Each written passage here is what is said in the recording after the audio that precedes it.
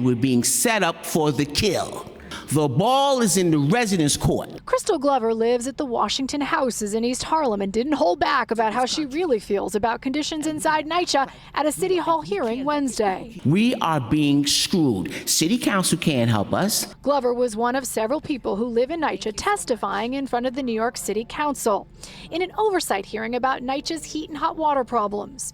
In the audience listening, NYCHA's federal monitor, Bart Schwartz, in the front row, and NYCHA's CEO, Greg Russ, sitting just behind Schwartz. Because the residents in NYCHA are in a crisis, and it seems like no one cares. NYCHA's CEO, Greg Russ, testified for the first time in front of the City Council after 5 months on the job.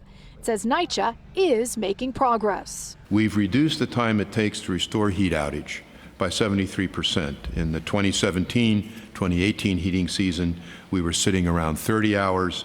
In the 2019 heating season, that dropped to 8. The federal monitor continued the good news. Schwartz says $450 million was finally released by the state and talked about the heat action plan.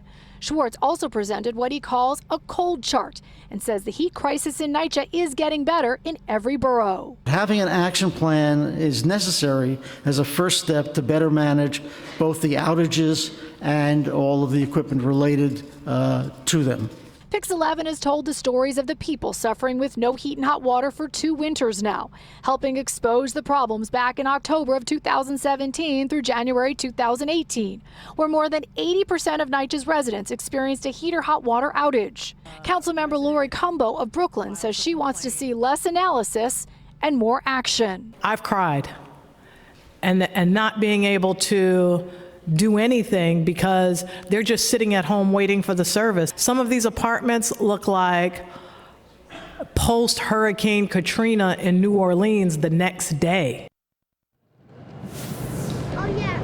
Strong words from Cumbo, of course, because in her district she has the Ingersoll houses and the Walt Whitman house. We've done a lot of stories in those developments. We should tell you, NYCHA says they are taking action with 24/7 repair teams, a heat desk. They've hired 70 more plant technicians, and they say the change is happening slowly but surely. For now, we're live at City Hall.